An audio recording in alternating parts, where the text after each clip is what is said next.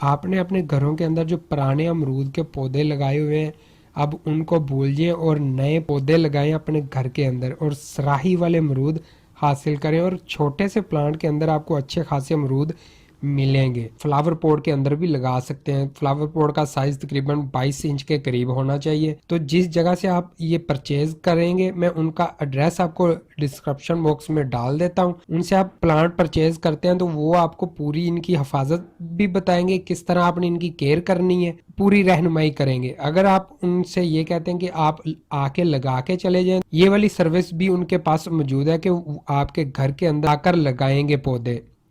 तो अगर आप उनकी नर्सरी को विजिट करना चाहते हैं तो सड़कपुर शरीफ के करीब इनकी नर्सरी है। अगर आप ज़िम्मेदार हैं तो ज़िम्मेदारों के लिए भी ज़बरदस्त मौका है। ये पौधे लगा सकते हैं आप। 1 एकड़ के अंदर काफ़ी ज़्यादा ये पौधे आ जाते हैं। जो पुराने वाले पौधे हैं वो काफ़ी बड़े साइज़ में हो जाते थे, उनके ऊपर इतनी हार्वेस्ट नहीं मिलती थी। ये वाला पौधे आप ज़्यादा भी 1 एकड़ में लगा सकते हैं और हार्वेस्ट भी ज़्यादा पा सकते हैं।